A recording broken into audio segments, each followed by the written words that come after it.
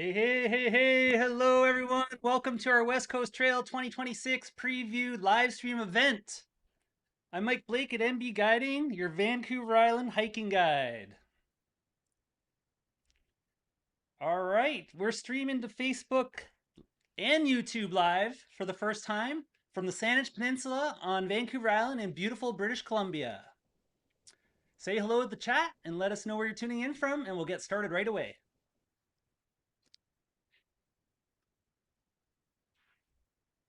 Hey, right on. Danielle from Courtney, welcome. Dario from Edmonton, welcome. Hey, Penny from Kamloops. Hey, Paul from Chilliwack is back. Right on. Lara from upstairs. All right. Katie from Ontario. Awesome. Philip from Nelson. Colin's back. Smiley Colin from Mission. And Lori from Victoria. Hey, Lori, how's it going? Right on, everyone. Welcome. So it looks like we've got about 25 people here on the chat in Facebook and in YouTube. We've got a few there too for the very first time. We're super excited about that. So thanks so much for joining us. Let's get going. If you're planning West Coast Trail for 2026 season, this is the right event to be joining. We're going to be spending some time with the developer of the West Coast Trail app and learn how it can be used to enhance your upcoming adventure. Great trips rely on great planning. And traditional trip planning uses multiple tools and resources. The app provides convenient on-the-go data. Together, they create a robust hiker toolkit. So we're going to show you how to hike the West Coast Trail like a pro. We want you to participate too, so ask lots of questions in the chat and comments. We'll be doing a live Q&A partway through the live stream. Participation in the Q&A is going to be a part of entering the prize giveaway. Who else we got here now? Hey, Andrea from Kelowna and Emma from Perth. Welcome. Hey, Tanya from Kamloops. Welcome, everyone. Hey, Julie. Right on. Welcome back. And we've got Nicole from Pennsylvania. Awesome. Thank you so much for coming, folks. This is great. We're filling up the chat here. Give us some thumbs up. Let us know where you're coming from if you haven't already. If you're hearing good audio, good video, we're just going to make sure that's all clear before we go further. Looks good, sounds good. Hey, Teresa. All right, from Orcas Island. Hey, Angie from Blind Bay. Welcome. Corey, welcome from Kamloops. Awesome. Good to see you here. So we've got a bunch of folks here. We've got folks from YouTube, folks from Facebook, people that have come on our guided trips before, folks that are going on our guided trips, that just came on our workshops. We've got a whole mix of people here. This is great. So we're up to 31 now. Let's keep it going. Share out the link to YouTube. You can click the link to share out the YouTube feed, or you can go to Facebook and click out that to share to your friends that want to join us here. All right, Cherry from Australia. Awesome. Our furthest away person so far. Anybody further away than Australia? Craig from Edmonton. Welcome. Yeah, Julie, excited for WCT 2026. Can't wait to hike it with you. Okay, so I'm going to do a quick intro for those that don't know me, that are new here to the channel. And before we get started, we're going to do a quick intro. So Mike Blake, an Association of Canadian Mountain Guides hiking guide. I've been living and working on Vancouver Island since 1995. I'm a guide for probably about 20 of those years. And I've been backpacking since I was 5, so been doing it for a while. You might know us from our MB Guiding website, from the blog. Go to mbguiding.ca. You can see our blog. It's on the home page there. So we've got our West Coast Trail Guide, North Coast Trail Guide. Just added some new ones for Strathcona Park, Moat Lake Circuit, North Coast Trail Guide, and then some older ones from Strathcona Park, which we're hoping to update really soon. If you want to learn about MB Guiding, go click onto the menu and go to the About page. You'll see a little bit about me there. And the other very important team member for MB Guiding, my partner Lara and I started this probably about 2014. And Lara is our creative writer behind all the blog content. She's a big part of MB Guiding, and she also holds the record for the most attendance on guided trips and workshops. Lara's hanging out in the chat too, and you can say hi to her over there.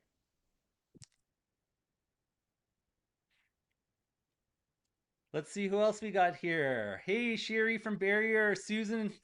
Hey, welcome from Langford. All right. Awesome. Okay, we're getting up here. We're up to 39 now, 39 viewers. Let's keep it going. Let's keep it going. Thanks everybody for joining us. So I'm super duper excited to introduce our special returning guest, Brett Marl, the developer of the West Coast Trail app. Hey, Brett, thanks for joining us. How you doing? Good, Mike. Thanks for yeah, thanks. Happy to be here and be able to share some of the details on the West Coast Trail app. Awesome. So Brett is very passionate about modernizing trail preparations. And for those that don't know, Brett, give us a little insight. Give us the lowdown. What is the app, the West Coast Trail app, and what motivated you to build it?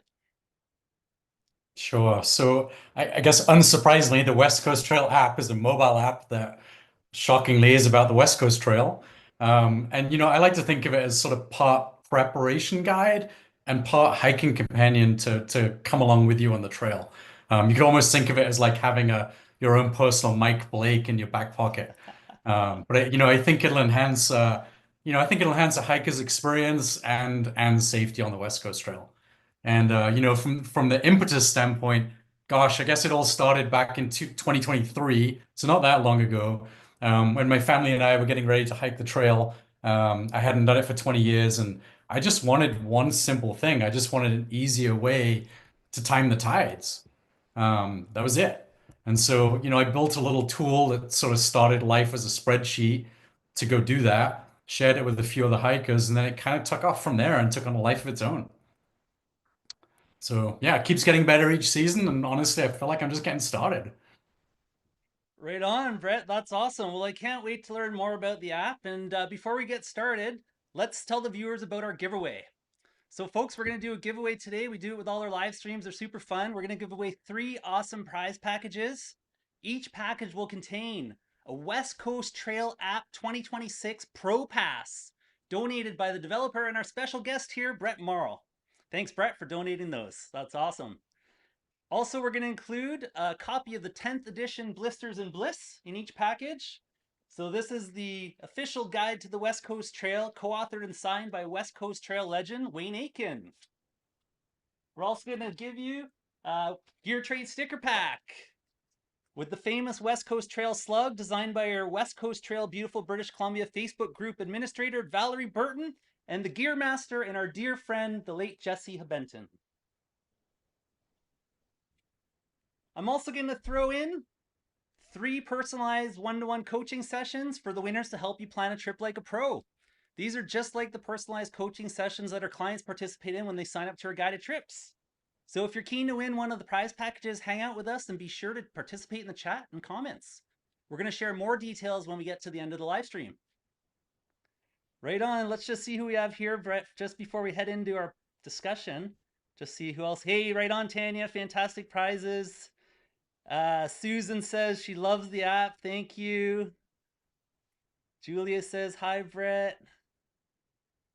Right on. Thanks, folks. Yeah, any shout outs? Just so I'm going to put them up on the screen here. Awesome. So, Brett, let's get going here. Folks are waiting to hear everything about this app. So, we're going to talk about 5 key features. We're going to do a deep dive into the app. So I'm going to talk about some of the tools that I use for pre-trip planning, and then Brett's going to talk about how the app does it too. So let's talk about pro trip planning, or what is actually called pre-trip planning. For those unfamiliar with the West Coast Trail, it is an epic adventure requiring significant foresight and planning for a safe journey. Considering that traditional resources already provide guidance on securing permits, organizing logistics, and they offer many tools for understanding environmental factors, navigation, risk management, how can the West Coast Trail app further enhance this preparation? Over to you, Brett. Right, good question. Well, I guess before I sort of dive into this and sort of look at the app, I'd just like to say there's so many great resources out there.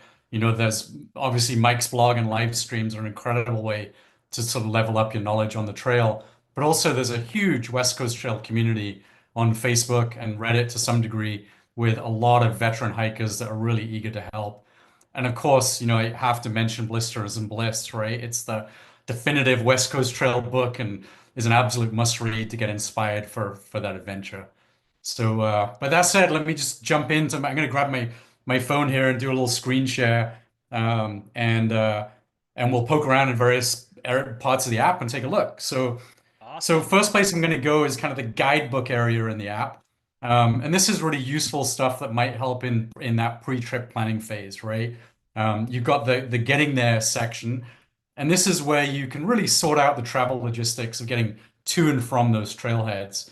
So whether you're taking the trail bus, there might be a really easy to use drop downs here where I can pick my start and destination, and it's going to give me the uh, uh, daily pickup and drop off times to the bus just right at my fingertips.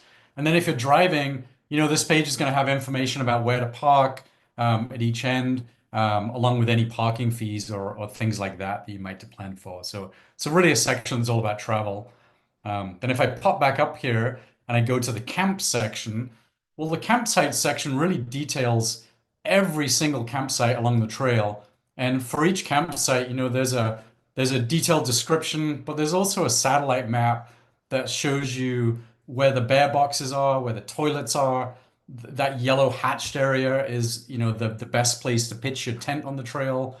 And for some, camps where it's not entirely obvious, there's some tips on the best places to source your drinking water in those camps too. So super useful for planning. If I pop back up, there's an orientation section. This is going to tell you what to expect. It's sort of the mandatory Parks Canada orientation that everyone has to take. It's going to tell you what time to arrive, where to go. And there's the three trailheads in there. There's Gordon River, Pachina, and Balatsid, or Nitnat Village in the center. And really pay attention here because the logistics are a little different at each trailhead. Popping back up, we've got the West Coast Trail Ferry schedule. This is there are two really main ferries that almost every hiker needs to take on the West Coast Trail, the Gordon River crossing and the crossing across the Nitnat Narrows itself. And then, of course, those people entering at the midpoint, there's the Balatsid water taxi as well. So this page shows you both the schedule and also the protocol for getting the attention of the ferry operators, whether that's raising a buoy or hollering across the narrows, depending on which side of the platform you're on. There's sort of different method to get their attention. But pay attention to, in particular on this page, to the last ferry time, because you really don't want to miss the last ferry and get stranded right at that ferry landing with pretty much nowhere to camp. Um, we pop back out here, and I'm going to look at trailhead maps next. And this is an area of the app that gives you, an offline map that you can use that gives you a view of each trailhead. So here I'm looking at the south end. And sometimes people get confused between Gordon River and Port Renfrew. Well, Gordon River is where all the trailhead stuff is, like orientation office, parking, things like that. And Port Renfrew is the local town where you'll find a lot of the restaurants and places to stay. And you can zoom in on this map and look at the pins. And if you want to get information about the campground, or the orientation office, you can just tap around and pull up those details kind of right at your fingertips. And then, up here in the upper right, I'm going to drop down this Port Renfrew thing and switch over to NitNat. And, I can quickly change to other trailhead maps too. So it has, the maps that you're going to want at all three of the major trailheads. And then, probably the last thing I'll talk about in the guide is this contacts area here. If I jump into that, here you're going to find sort of this quick list of local numbers and local emails from pretty much everything from Parks Canada's orientation office numbers to shuttle operators, the Crab Shack themselves, taxis, places to stay, places to eat, and everything's there. The website, contact information, the email address. So everything's just at your fingertip without having to Google around and figure this stuff out for yourself. So yeah, that's about it for the guidebook area. It was a bit of a whirlwind tour, but there you go. That's awesome. Thanks, Brett. That's a ton of great stuff in there. And I've been playing with the app, folks, for a few seasons now, and I use it up for every trip. So I've got my own version here on my phone with all my other apps. So I use probably 16 different applications to plan my trips.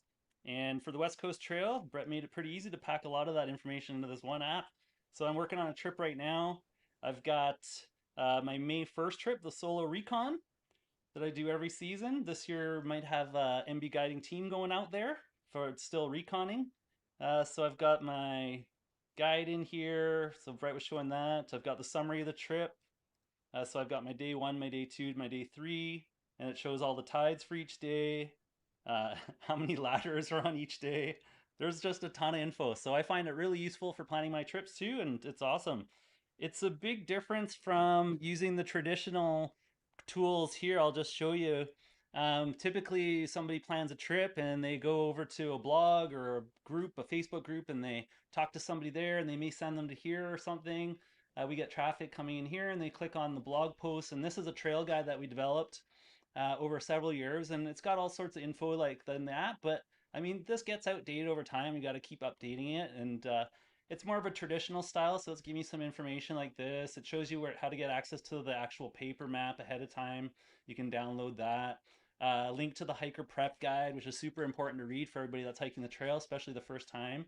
But yeah, you can see, it's on a desktop monitor. This is the type of thing you want to use at home. It's got links to the books, which you want to read at home. You don't want to bring books on the trail. So yeah, traditional style here compared to the app style here. And I think this is a winning way to go. So even the pros use it. So that's awesome. Right on, Brett. Let's keep this going. We've got a ton of folks coming in here. We've got folks saying they love the updates to the app. They've been first time doing the trail. They've been wanting to do this for 15 years. We've got so helpful for planning.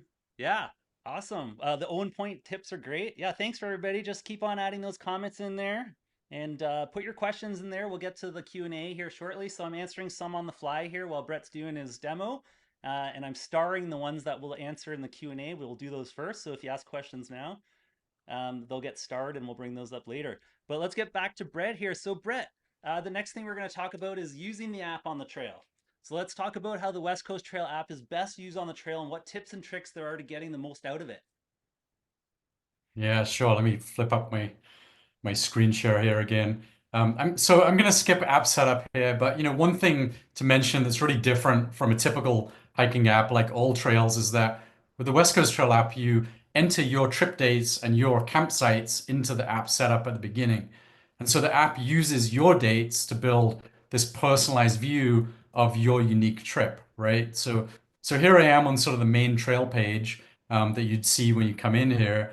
And across the top here, you can see that my trip's broken up into the days that I'm on the trail. So 7 in my case. And then vertically, it's broken up into the sections that I'm going to hike each day on the trail. So I'm going to scroll down to day 2 here, and I'm going to focus on this section called Darling to Chickawas and drill right in to the information on this section.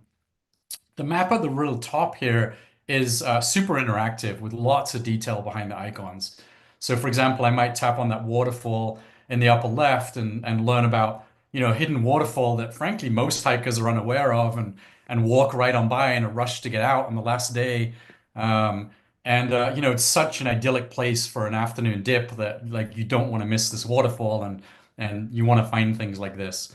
Maybe over on the far right here, I'll notice that I've got this suspension bridge up ahead, and I notice some ladders coming up, and so I want to tap on the ladders there and get a handle of, how bad are those ladders going to be. In this case, there's a couple of ladders, and they're big ones, right? A 46 rung ladder is a pretty significant ladder, and so that fun is ahead of me the next day after camp. Um, this section, here, if you look at the map again, has two route options, right? There's a beach route and then an inland route. And the beach route here is tide dependent, right? So it's got this green highlight, which is something you want to keep an eye on for timing the tides. We'll talk about a little bit later. But as I scroll down, there's a beach description that tells me what I'm going to encounter on the beach. There's a forest description if I'm taking the forest trail. And all of these descriptions are rewritten for your direction of travel on the trail. Scrolling down through the tide section, we get to water sources, and this is going to tell me where to fill up at the trail, or more importantly, where not to fill up at the trail. There are these unsafe water sources too, and that could be that, the water's brackish, right? Which means it's blended with salt water and isn't good to drink. or maybe there's heavy tannins from the forest, or there's just no safe way to access it. Um, Scrolling down on this segment page, we got the daylight section gives you sunrise, sunset for the day that you're interested in, to help you plan your days. And then, of course, you've still got the standard sort of high-low daily tides here that, as some hikers can attest to, will come in very handy for, understanding how far up the beach the tides come at night, so you can avoid those midnight waves crashing into your tent and waking you up. Thrasher is particularly prone for that. So if I scroll back up here, let's say you're lost you're not really sure where you're on the trail. In the bottom left of every map, you can just tap this locate button and it will immediately locate you on the trail. So here, there's a blinking cursor here near KM45. It shows my position marker. It shows where I roughly am. And in my case, I'm a couple of 100 yards from getting lunch at the Burger Shack. And so, good place to be on the West Coast Trail. Um, so if I flip out here real quick, one of the important things on the trail too is to stay connected while you're on the trail, right? It's sort of important from a safety standpoint. And there's an area here in the middle of the app that I call trail conditions. And there's really two sections to this, right? There's a official notices section, and you'll see things from Parks Canada and, more high level things of the trail, and then a hiker reports area. And last year, boy, this official notices section was pretty busy, right? Like there were broken cable cars, there were entire ladder sections that were damaged in the storm and taken out. There were reroutes based on because of Wow. nearby wildfires. There was even a tsunami warning. And during that big tsunami event, Parks Canada actually took advantage of the app to push real-time safety messages out so that vulnerable hikers could move to higher ground quickly, and get off some of those dangerous beaches. And so, over here in the hiker reports side of the trail conditions, you can sort of think of this as hearing directly from other hikers on the trail, right? Like a crowdsourced real-time trail conditions, and you're going to see stuff with wildlife sightings and trail washouts and kind of more minor stuff on the trail to watch out for there. And then, Mike touched on this really briefly, but there's also a summary area where you can see at a trip, just the day by day of like, what do my distances look like? How do things look like broken up by distance? How do they look like broken up by tide impact that I'm going to run into each day? And then, of course, what ladders am I going to run into each day to give you a sense of how much vertical I'm going to be doing. So there you go. There's a quick 5-minute whirlwind tour of the app. That's awesome. Thanks, Brett. Yeah, super useful. Lots of features there. Mentioning the app having so much information, I think it's also important to mention that that's not the only thing you need. Like you mentioned at the beginning of the live stream, is you need to do, research on the trail. You need to make sure you're ready for the trail. There's a lot more to do than just getting the app and then looking and hoping for the best. Brett brought up a really good example. I was on the trail when the tsunami advisory was issued last summer, and it was the first time that Parks Canada ever called me on the trail on my cell phone. And I was at Walbrand Creek with a group, and I got a phone call, and it said Parks Canada from my contacts, and I was like, "Oh, that's odd. That's never happened before."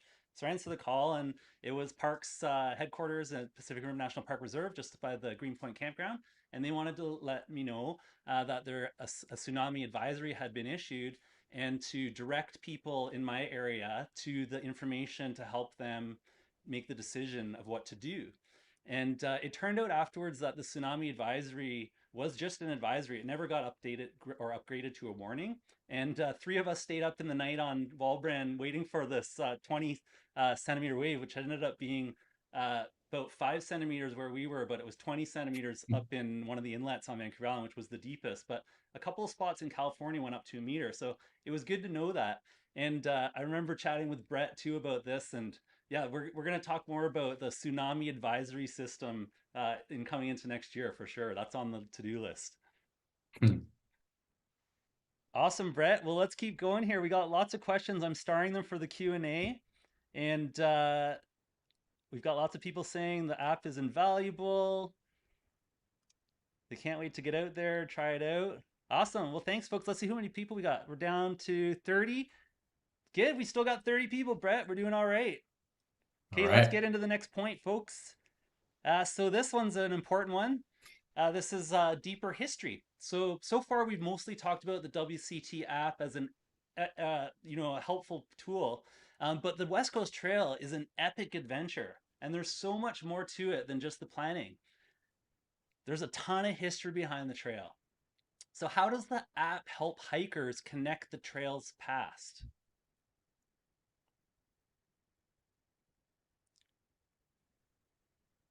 Yeah, good question, Mike. So, boy, I will say that obviously the West Coast Trail is steeped in a tremendous amount of history, and the land that the West Coast Trail traverses has been home to the First Nations for thousands of years, right? There's the three main First Nations there, the Huiat, the Ditidat, and the Pachidat, if I got that pronounced right. And so let's look real quick at sort of how some of that First Nations influence has been woven into the fabric of the app. Let me move up to let's see, Knit Narrows. This is a good place to look at. Um, so when you tap a place name on the map, let's say I'm going to dial into Knit Narrows here, which is of course home of the world famous Crab Shack. You'll see a little yellow translate button next to the place name. And if I tap on that, it's going to bring up the First Nations translation for that place. So in this case, Knit Narrows, and there's a DT word that's been translated into the native script. Now, I don't know about you, but as someone that doesn't speak Dididat, those written words don't exactly roll off my tongue. So I reached out to the Edgar family who operate the Crab Shack, and I asked if Carl Edgar Jr. would be willing to record some of the proper ways to pronounce these words. And he said yes. And so when you tap on this play button, I'm going to go ahead and give this a try, and hopefully it comes through the live stream. Let's see what happens here. Cla I ak. Okay, I'll do that one more time. Cla I ak. All right, so hopefully you guys all heard that. It's super amazing to hear these words the way they're really meant to be spoken. So I think pretty incredible feature there, and huge shout out to the Edgar family for making that happen. Um, then, secondly, I'd say sort of the next layer of history, if you will, in the trail's story is, of course, shipwrecks, right? The West Coast Trail is the graveyard of the Pacific, and for a very good reason, right? Like before the modern days of GPS and sonar navigation, navigation back then was really this fragile dance of I guess sort of seamanship and good luck, right? And occasionally you'd get these days of thick fog and very angry seas and gale force winds that just pushed countless ships off course, and many of them never made that turn into the Strait of Juan de Fuca and ended up just slamming into the rocks along the shores of the West Coast Trail, and just broke apart. And so here in the app, you'll see along the shoreline, scattered around are all these little shipwreck icons, and you can tap on those, and bring up all the detail and history about those shipwrecks, right? And each one tells a really interesting story that's worth reading. And probably the most famous of those is, of course, the Valencia, which ran aground, and I think took about 130 something lives, sadly, including women and children. And that tragedy, of course, became the major catalyst for building the life-saving trail that eventually became the West Coast Trail as we know today. Um, and, as that life-saving trail emerged in the West Coast Trail's history, so did things happening like linesmen arriving to build and maintain the telegraph wires. There were lighthouses that were built in the trail that were staffed with keepers who watched over the coast, and that all played obviously an important part in maritime safety. And interestingly enough, one of those lighthouse keepers, Lance, who was actually the last lighthouse keeper at Pachina, is really a big reason why this app even exists to begin with. And it's because when I started tinkering with the idea, I crossed paths with Lance, and man, his knowledge of the trail is astounding. So Lance is the individual that wrote all of those trail descriptions that you'll see in the app, based on his on-the-ground knowledge. And he really helped uncover so many stories behind, I guess, the historical markers in the app, right? And you really got to poke around to find these. But let's say, for example, I'm gonna tap on the Chiwat River place name here, and this is gonna bring up an interesting story about the time the West Coast Trail was almost sold off for a commercial resort, complete with plans for golf courses and tennis courts and terrifying things like that. Or maybe I'll go back a page here and tap on Sequadra Point, and this is going to bring up a story about the area that was really a large coastal settlement that was at one point home to hundreds of fierce warriors on the trail. So I guess if I had any parting advice to people exploring the app, I would say, don't just use the app, but like really explore it, right? Like really listen to those Diddy-Dat language recordings and hear every one of them and read those shipwreck history stories and not only read them, but pause at those sites on the trail, right? And really imagine what happened, the survival, the loss, the because I think that's where the connection really happens, right? And if you, hopefully everyone's lucky enough to meet Carl at the Crab Shack in person and hear one of his amazing stories. And if you do, please, for me, take a moment to really thank him for sharing his voice, right, and his culture with us through those audio recordings, because I think it's an incredible gift to all of us. That's great. Yeah, and so I use the app just for what Brett's talking about. So there's so much information in here that when I'm hiking the trail, I've did it 4 times this 2025, did it 5 times in 24. I've done it probably 20 times before that.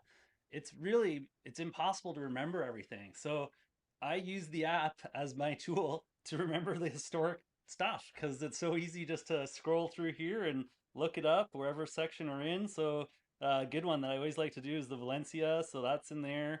All these little cards, you open them up and inside there's a ton of information. So super handy to have on the go on the trail.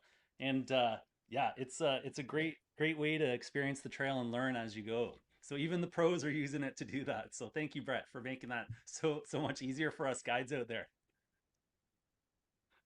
Right on. Okay, let's get into this number 5, Brett. We're good. I'm just checking the time. We're at halfway Actually, hey through. Mike, I think we skipped number three, which is your tides question. So you might maybe want to jump that instead of the Oh, I might have over scrolled that one. Okay, yeah, let's do that yeah. one. Yeah, happens sometimes. My notes That's are probably the most eager question for a lot of people okay. on the West Coast Trail Let's in do that particular, one. right? Thank you for that, Brett. Okay, so Yeah. point three we're looking at. This is the tide surge and coastal hazards. The West Coast Trail has some complex tide dependent sections, surge channels, and coastal hazards. How does the app help us navigate through these? Okay. Yeah, it's a good question. So let me scroll to an interesting area of the map to look at here. You still have my screen share up. Yep. Okay, so yeah, let's talk about tides, man, because they are what makes the West Coast Trail so completely different from any other backpacking trip, right? Quick story on my first West Coast Trail hike back in 2007.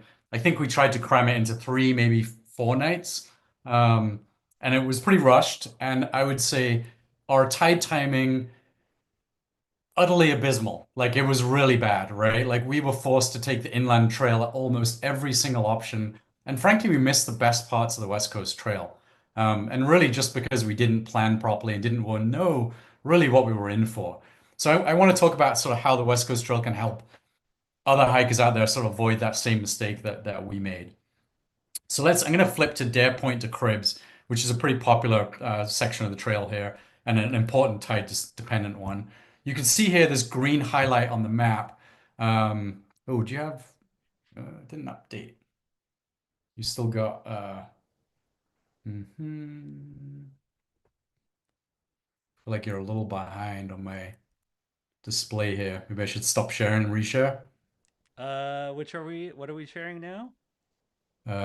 You should see Dare Point to Cribs, but I see Sequadra to Nitnat. So I think what happened is my phone locked. So let me unplug and Oh, okay, replug. yeah, no worries. All right, the beauty of live demos, right? Yeah, exactly. Well, that's what makes it fun Um, because exciting things happen.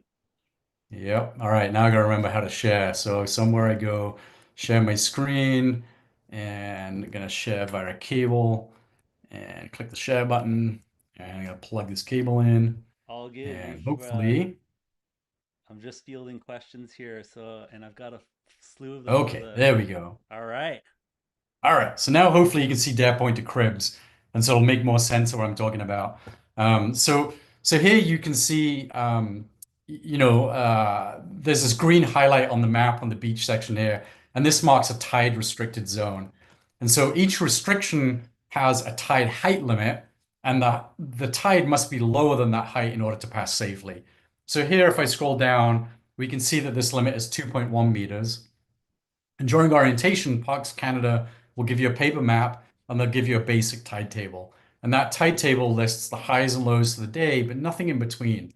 And so you're really left sort of guessing when exactly is it safe to cross, right? Because all the limits are really different for every section. And the app really helps fill that gap. And it does that by pulling down all of the full Government of Canada tide data. And then it figures out the exact minute that that tide will drop below 2.1 meters and when it comes back up again. And it turns that into what I call these simple visual cues. And I call these tide windows. And those are these little blue bubbles that you see on the screen. And what these are is basically this is the time in which it's safe to cross that section of beach. So here for Dare Point, you can see there's two windows, a morning between 5 a.m.-ish and 7 almost, and then an afternoon window that starts around 11:35 and goes till about 6 o'clock in the evening. Everything outside of those times, totally unsafe to travel the beach. Um, yeah, let's look at so that's kind of roughly how the tide thing works, but let's go look at a really complicated example for fun, and look at the legendary or maybe infamous, I'm not sure which, Owen Point. Um, and so here in my app, right, I'm going southbound. And so what I'm trying to do is I'm trying to navigate from Beach Access A all the way to Thrasher. And so I have to travel this first section of beach, which is a sandstone shelf with surge channels and a 2.4 meter tide limit. And then I have to get to Owen Point and then get through the Owen Point sea caves at a 1.8 meter tide limit. And then on the other side, I have to then navigate this next section of beach, which is a giant boulder field, for those that know it, all the way to Thrasher Cove. And that is at a 2.4 meter tide limit too.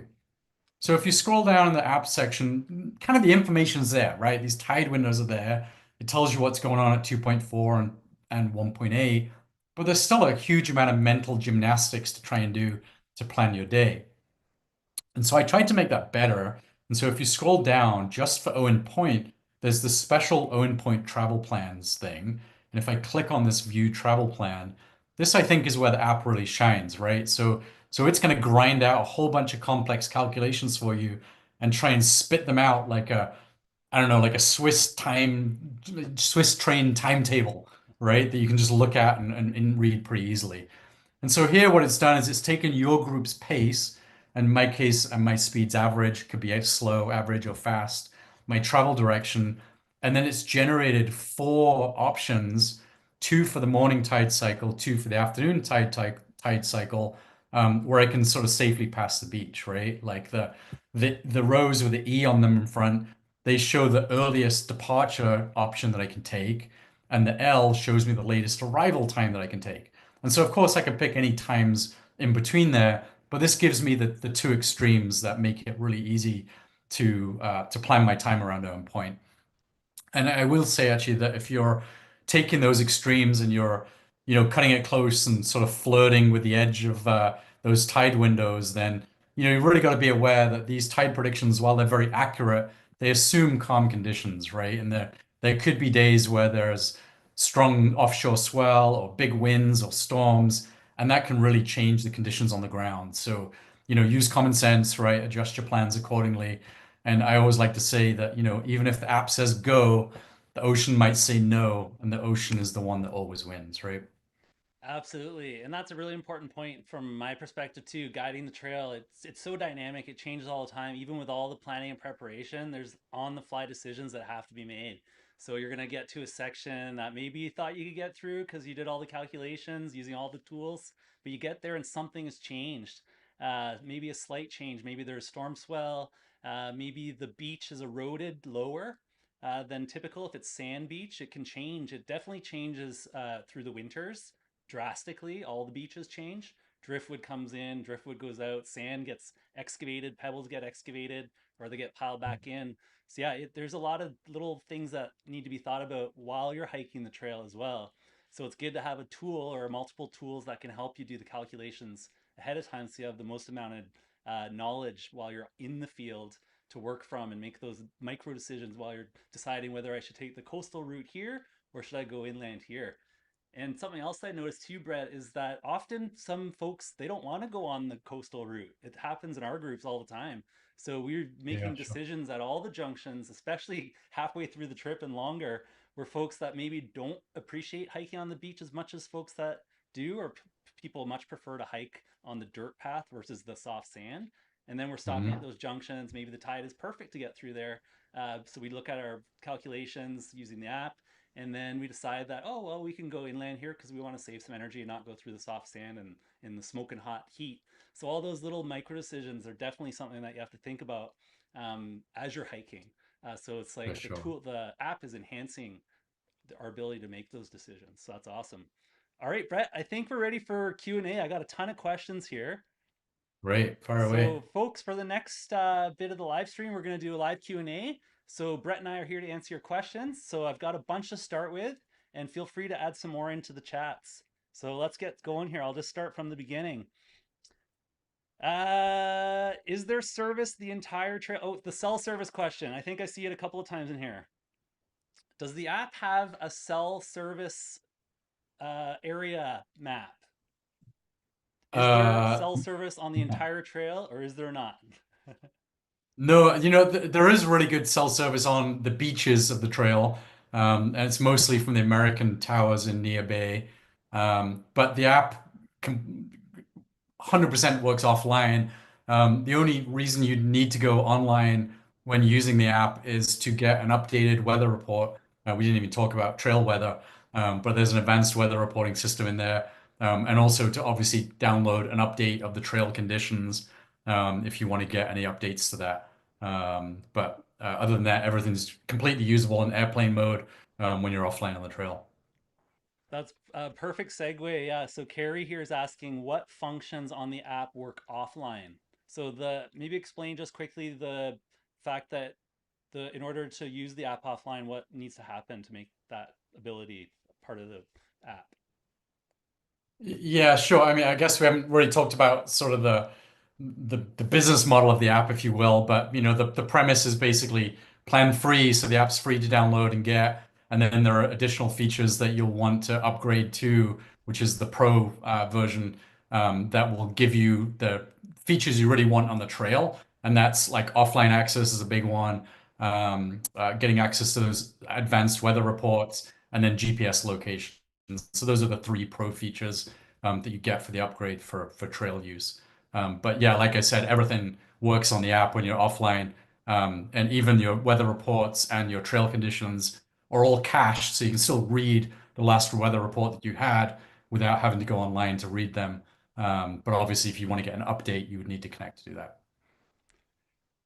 Okay, a couple of great, thanks, Brett. So a couple of questions here about packs. So Brett is an ultralight enthusiast as Yeah. well as a West Coast Trail app developer, and I was asked the question, how much does my pack weigh? So for guiding, my pack weighs 40 pounds max for a 7 day West Coast Trail trip. That's my limit. I always try to stay below it.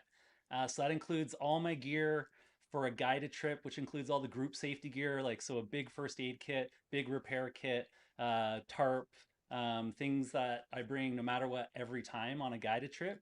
If I do a recreational trip, it's going to go down to 20-ish, 25 pounds. I'm also going to do the trail shorter period of time. But the question is, Brett, what is your pack weight? Hmm. The last West Coast Trail hike I did was a 1.5 West Coast Trail. We ended at the midpoint, and I think my total weight, fully loaded with food and water, was 12.5 pounds. So I had an 8 pound base weight, and then the rest was food. Although we kind of sort of cheated because we stashed half our food at the crab shack, so we really minimized our carry. And of course, we were moving really fast, so we only needed like 2 or 3 days worth of food as our max carry. So it was, when you move fast, it's kind of you carry less weight, right? Absolutely. Yeah. So when I do the trip recon style, so solo or with a partner, buddy, that I'm not guiding.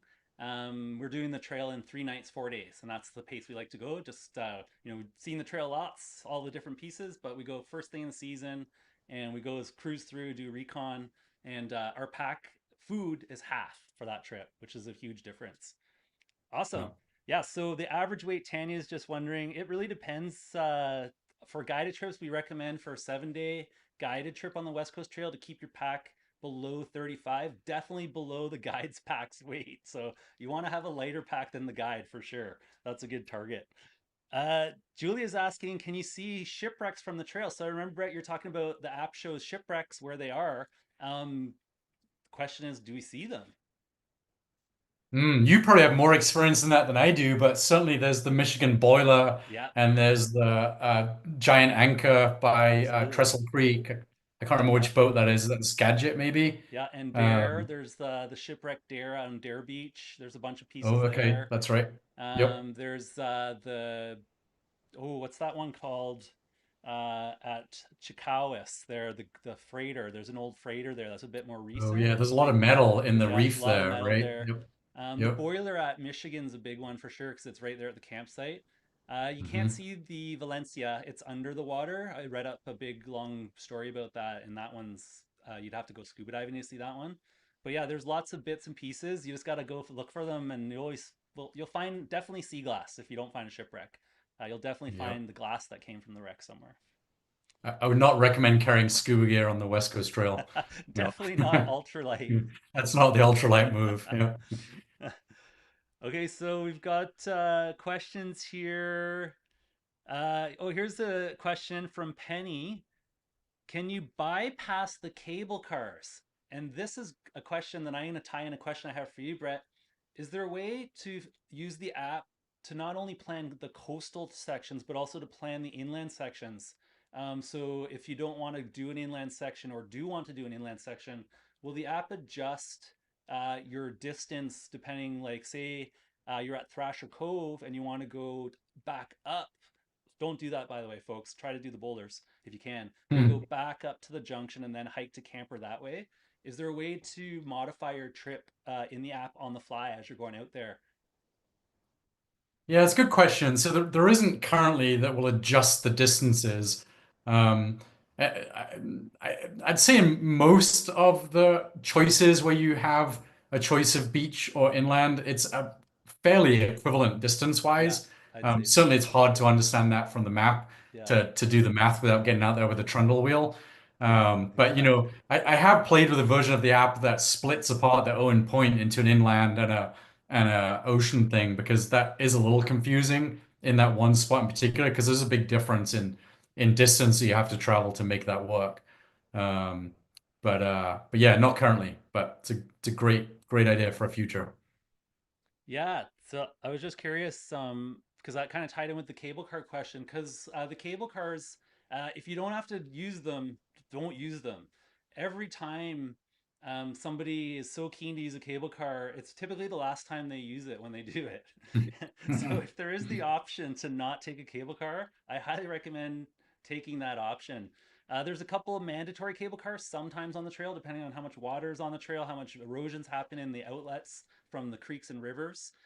Typically, the Clonawa cable car is almost mandatory every trip I've been on. There's only been a few times out of all the trips I've done where I could walk across a gravel bar there. But camper, um, Coolite, Walbran, Carmana, all those ones, typically we bypass them unless somebody's really keen. We put somebody, they were so keen they had to do a cable car. We put them on the Carmana cable car, or we sent them in the direction. We forded the creek. It's only this deep, super easy ford. We're on the other side. Oh, where's that person? Well, they're in the middle of the Carmana cable car because they got halfway, and that was fun. But now they got to pull themselves up the other way. And unfortunately, Yep. folks, that's not included in our guided trips, that service to pull you across the cable car. So if you go on the cable car, you have to pull yourself across. Hopefully, you have some help from other people you talked into it. But we recommend if you can walk the creek to walk the creek. So you definitely can bypass some of the cable cars some of the time. That might be something Yeah, to it's add what in the app. Cable car, yay or nay today. there is one area that's worth a little mention, and that's um, when you're southbound and you're faced with the decision of taking the Walburn cable car or fording the creek, that's a decision you want to make right at Vancouver Point. Because if you get to Walburn and you find that it's in flood and you can't get past it, then man, you're in a really difficult, dicey situation at that point because you're tide dependent, and if you push the limit of the tides, you got to retreat and on an incoming tide, and That's an interesting area where you want to talk to hikers coming the other way and understand the state of whether you should take that cable car or not. Absolutely. Okay, here's a good one. Tasha's asking, should mud deeper than a couple of inches be expected in pretty much every forest section? No. I've done the trail several times where it was dry from end to end, and there was a teeny little bit of mud in places, but you had to go look for it and walk in it. So the trail can dry out. Um, that's not often. It's quite rare, actually. Expect mud, and if you get dry, you're laughing. That's the way I look at it. How about you, Brett? How many trips did you do and mud versus dry on your adventures? I did one very, very bad one that was just rain the entire way.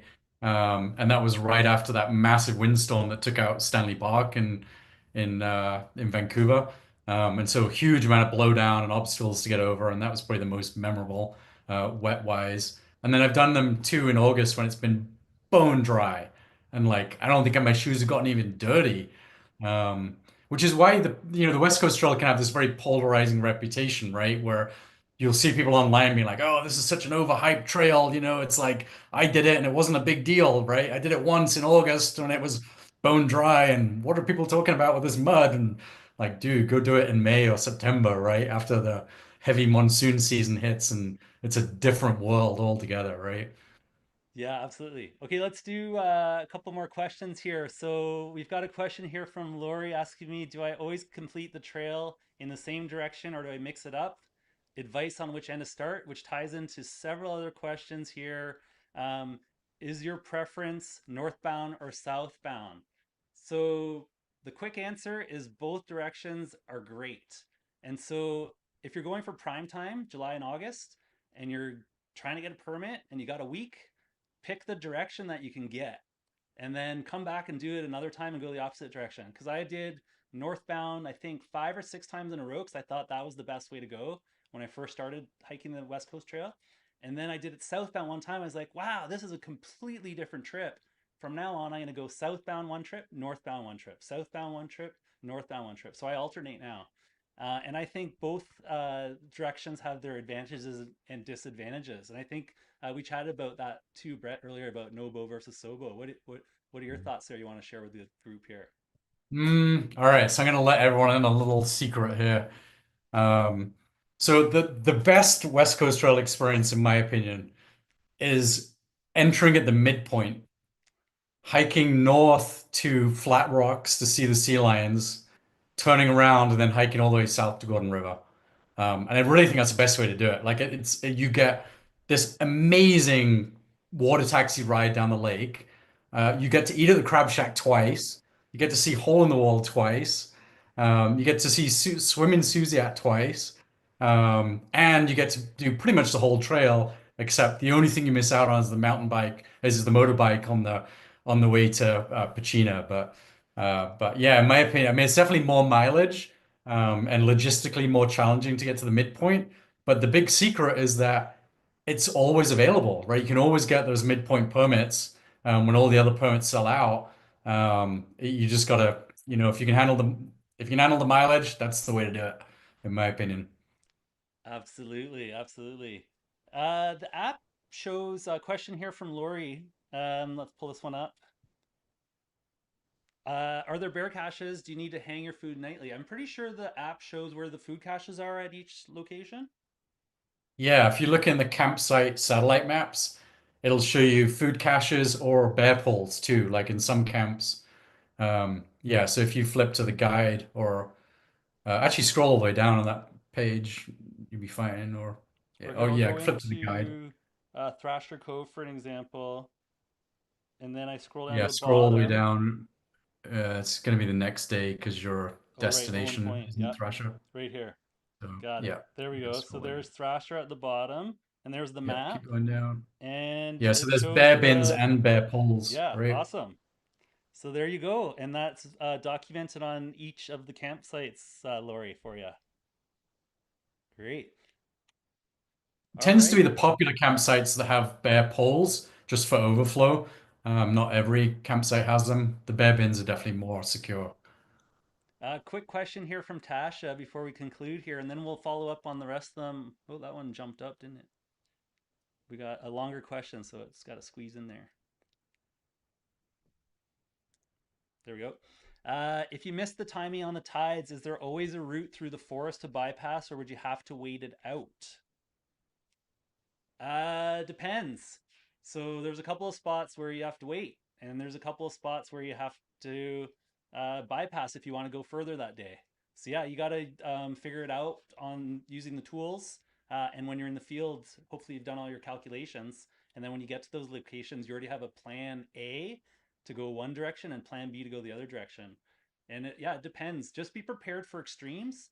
So we've had instances where we planned everything, we had all the calculations done, and then something changed, and there was more water where we were trying to go through, and we ended up waiting a bit at that time. So yeah, you gotta use your most important tool for planning and hiking the West Coast Trail is the critical thinking and decision making on the fly for sure. All these other things enhance that.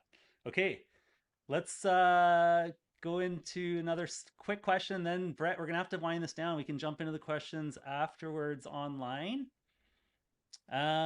This one's from Penny. Have you ever got to your planned campsite and found out it was full? So the app doesn't tell you how many people are at each campsite, does it? Not yet. No. It doesn't do crowdsourcing and use like Google Maps, and it tells you where there's a traffic jam on the Yeah. trail by showing a Yep. red streak on that street. Yep. Yeah, so be prepared to make do with what you can find, especially at the tighter campgrounds like Thrasher, Camper, Coolite. They change yearly, so seasonally. Every winter, there's driftwood comes in and out, and the campsites change drastically.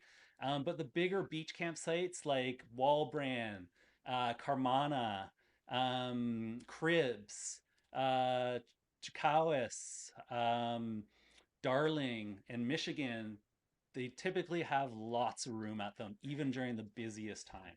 And you can always find a spot. If you want to know some trade secrets of how we find the best campsites, you have to message me.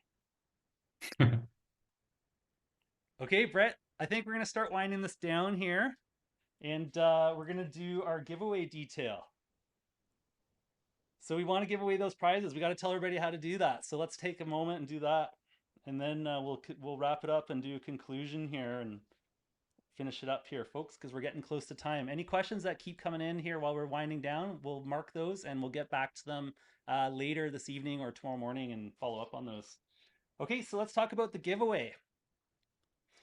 I'm glad we got back to that point, Brett. Thanks for pointing that out. I was scrolled right over it. Hey, right on, Paul. Awesome. Good to see you here. Hey, you're welcome, Andrea.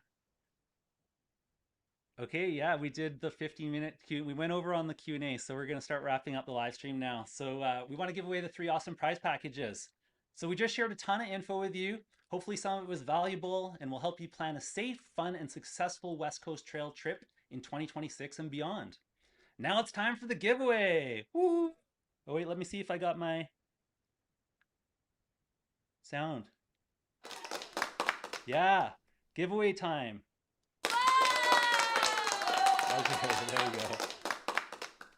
Okay, so the giveaway, folks, this is what you're going to do. You're going to go head over to the MB Guiding website, so mbguiding.ca. So mbguiding.ca. You're going to go to our contact page, so you can find it by going and clicking on the menu here and clicking on contact, or you can scroll down to the bottom of the website into the footer and click on contact. So you want to get to the contact page. In this page, you're going to input your first name, your last name, your email. The subject is live stream giveaway. In the message, make use of it, ask a question, or say hello. You're going to agree to receive communications. Just know that at any time you can disagree and unsubscribe, even after you win the prize or don't win the prize. And then click send. And then what's going to happen is I'm going to use a random picker tomorrow morning. Actually, let's do it tomorrow evening. Let's give 24 hours for the replay viewers. So anybody that's watching the replay can join too. We'll do the giveaway at the same time tomorrow. So 24 hours around 7 p.m. Pacific time. You have them to enter. So what's going to happen is I use a random comment picker then, and I'm going to cross-reference those 3 random draws with the people that send in the contact form, and then you're each going to win a prize. So we've got the Brett Marl Pro Pass for 2026 for the West Coast Trail app. We've got the Blisters and Bliss guidebooks here from Wayne Aiken. And we've got a Gear Trade sticker pack with the famous West Coast Trail slug. And we've got 3 personalized coaching sessions with me at MB Guiding. So good luck, everyone. Okay, there we are, Brett. Okay, so folks, we got to talk about where to find some more information. So definitely go to our West Coast Trail guide. Good spot to go get some information. I'll show you that here. Just go to mbguiding.ca. It's right on the homepage. Scroll down, you'll see it here. Click in there. There's instructions in here on how to hike the trail like a pro. But more important, there's trip reports, and just this year we've put up every trip report in real time while we're on the trail. So interesting information. If you're looking to hike the trail, you got real time trip reports with tons of info in there on distances, timelines, wildlife viewing, weather conditions, route conditions, all that fun stuff. So go check that out for sure. Also, you definitely want to check out the West Coast Trail app, www.westcoasttrail.app, and you can download that on the App Store or get it on Google Play.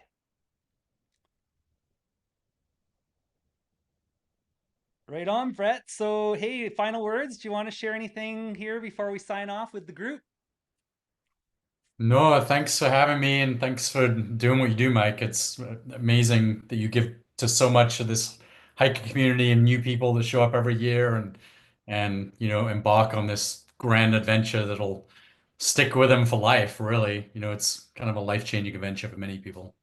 It's super fun, and that's definitely why I do it. It's a passion project, and I wouldn't do anything else except for share the trails with people for the rest of my life. If I could do that to my last step on the last trail, I'd be very happy. So thanks, Brett.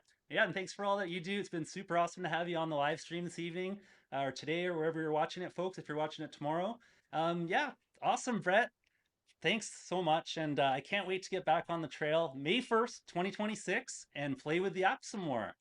Oh boy, I'm gonna have to try and join you for a May 1st adventure this year. Oh yeah, you do. That's fun times for sure. Okay, Brett, thank you so much, and we'll see you next time. All right. Thank you. Cheers. Okay, folks, we're planning our 2025 live stream schedule and love your feedback. What you'd like to see us do next, more live trip reports, trip planning sessions, more awesome guests joining us, Q&A sessions, any other ideas, just share them in the chat and comments. We'll post upcoming events on our social channels. Click on the events to get notifications when we go live again. If you enjoyed this live stream, give a thumbs up, leave a comment if you're keen for more. You can also share the replay, share our websites, and share our social channels too. So that's all for now, folks. Thanks for joining us. Have a great week and see you on the trails.